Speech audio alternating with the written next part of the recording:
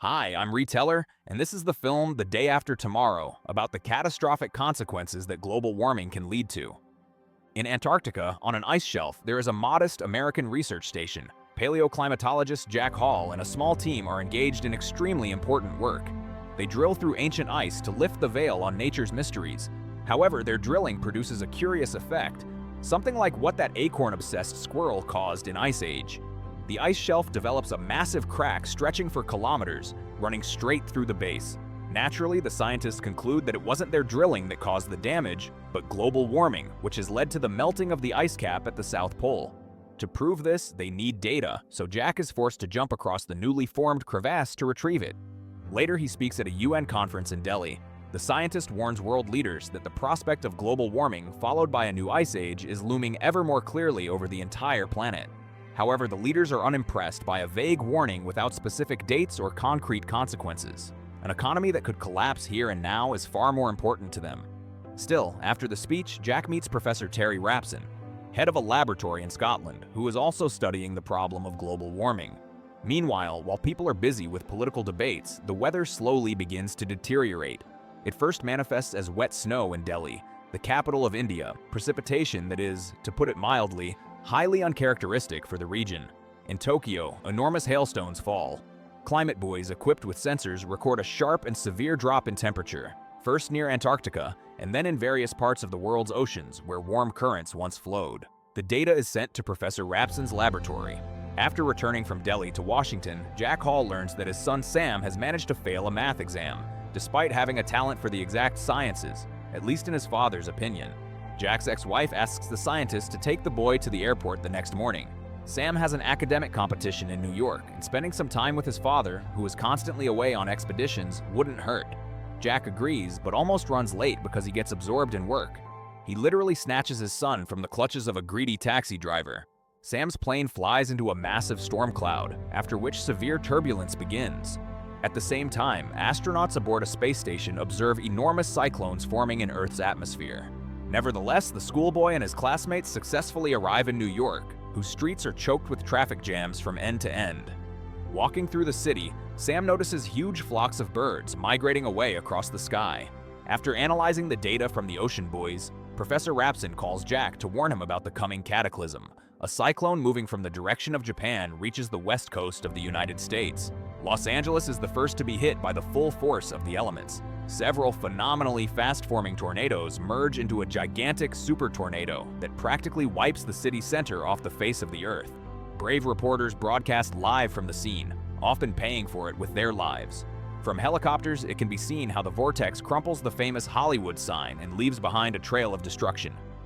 Scientists in Washington convene an emergency conference. It is known that there are 3 epicenters of anomalous natural phenomena worldwide. An Arctic cyclone is forming over Canada. A region of extraordinarily low pressure has been detected in Siberia, and Australia has been struck by a record-breaking typhoon. Scientists believe these phenomena may be connected. Until now, the only force thought capable of influencing the weather so globally and in such different ways was the sun. However, no solar flares have been recorded. Jack Hall suggests that the anomalies may be caused by the North Atlantic Current. Taking Professor Rapson's data into account, this is the only logical assumption. A shift in ocean currents would disrupt the flow of cold and warm air masses. If so, the anomalies will continue, intensifying and worsening, ultimately leading to a global climate shift.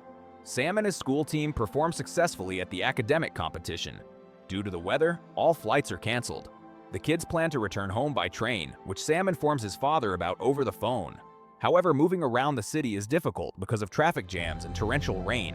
The streets of New York are flooded, and the sewer system can't cope with the volume of water. The group has to stay overnight at the home of one of their acquaintances. Hall's team runs simulations of how events will unfold, and the results are deeply alarming. The bad weather will intensify dramatically, and the climate will change within the next 6 to 8 weeks. Armed with this new data, Jack goes to the vice president, hoping to convince him to begin a mass evacuation of civilians. But the politician refuses to listen. A cold cyclone forms over Europe in general, and Britain in particular. Troops evacuate civilians and the royal family. 3 Air Force helicopters fly into the center of the cyclone with catastrophic results. Due to the extremely low temperatures, the fuel freezes. The helicopters crash, and those who survive the hard landing freeze to death.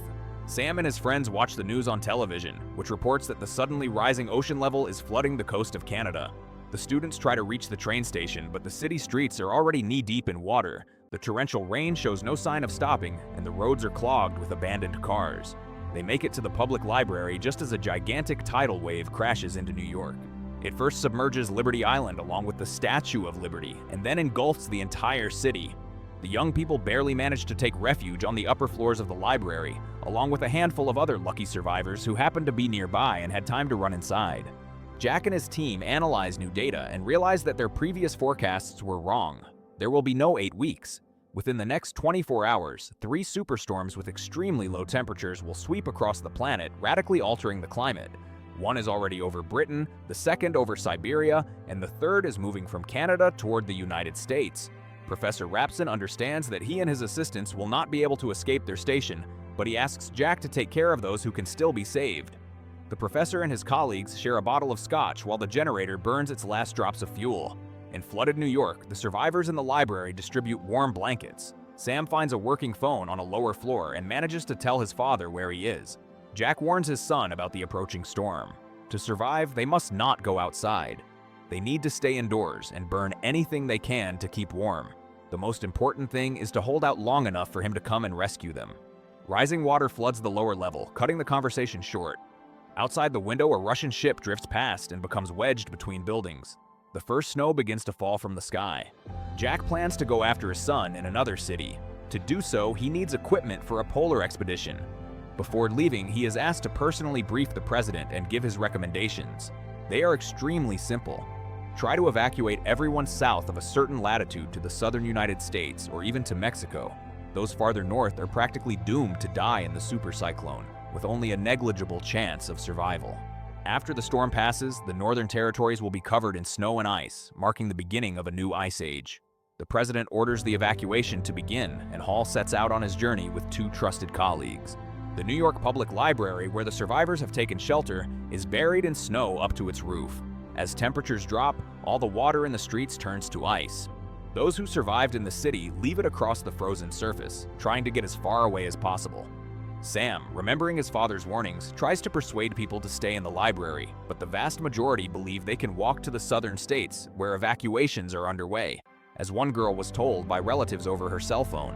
Almost everyone leaves, abandoning a few students and a couple of librarians in the empty building. They gather books to burn, hoping to preserve enough heat to ride out the storm. One of the students repairs a radio and picks up a broadcast. The military has sealed the Mexican border, but huge crowds of desperate people are wading across the river, abandoning their belongings along the highway. The students realize that rescuers have far more urgent priorities, and they are on their own. Still, Sam believes his father will not abandon him. Jack Hall's father battles the storm in a pickup truck until he runs into an impassable traffic jam. From that point on, the journey must continue on foot through sheer endurance. However, flooding, ice, and blizzards have completely transformed the landscape. The expedition members don't realize they are walking on the glass roof of a shopping mall buried to its upper floors in snow. The glass cannot withstand the weight of the loaded sleds and collapses, dragging both the sleds and the roped-together men down with it. The sleds have to be cut loose and abandoned almost immediately, otherwise their weight would have pulled everyone down. As Jack tries to secure himself with an ice axe to pull up a fallen colleague, the man notices that the frozen glass roof is already cracking. He cuts the rope, sacrificing himself so the others can survive. In Washington, the president is evacuated last, but at the refugee camp in Mexico, the vice president is informed that the presidential convoy has disappeared in the storm. According to protocol, after the death of the head of state, his duties pass to the vice president. Back in the library, Sam notices that the classmate he has feelings for does not wake up after sleeping. Using one of the books, the survivors determine the cause. She has a blood infection caused by a scratch she received a few days earlier. To save her, antibiotics are needed. Sam decides to go and retrieve them from the Russian ship frozen outside the window, crafting improvised snowshoes for the journey. 2 friends volunteer to go with him. The teenagers climb aboard the ship and search for medicine. After finding the medical bay, they grab everything they can, then head to the galley to stock up on canned food. At that moment, a pack of wolves appears, animals that escaped from the local zoo. The predators chase the students through narrow corridors, but the teens manage to outwit them by locking them inside one of the cabins. They return to the library just as a sudden extreme cold sets in. Jack Hall is dragging his unconscious partner when the center of the supercyclone approaches. Outwardly, this manifests as sudden clarity. The sky clears, the snowfall stops. At the same time, a stream of incredibly cold air rushes down from the upper layers of the atmosphere toward the ground. Skyscrapers become coated with frost. The glass in high-rise buildings freezes and shatters from the sudden cold. Even a flag fluttering weakly freezes solid within seconds. Seeing this, Jack, together with his unconscious partner, climbs into a ventilation shaft of the nearest building to wait out the storm. The next day, the polar explorers move on. Along the way, they come across dozens of dead bodies. Everyone who tried to leave the city froze to death on the road. During a rest, his partner asks Hall what will happen to civilization after such a climatic shift. The scientist remains optimistic. Humanity survived the last ice age. Surely it will survive this one as well. Astronauts aboard the ISS confirm that the supercyclone has dissipated. The cloud cover is gone. For the first time since the natural disaster began, the planet's surface is visible from orbit. Jack and his companion reach Manhattan. The weather is still brutally cold, but it has cleared. The sky is cloudless, the snow has stopped falling, and visibility has improved. The deserted landscape is marked by the hulks of ships frozen into the ice and the ice-covered Statue of Liberty. The explorers find the library buried up to its roof, frozen solid, with no visible signs of human presence. But inside, in a hall with a fireplace, sit the few survivors: Sam, his classmates, and the librarians. The former vice president, now acting president, addresses the nation on television from the U.S. Embassy in Mexico.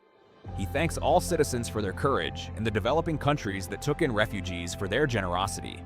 He then announces that there are survivors in the northern latitudes as well.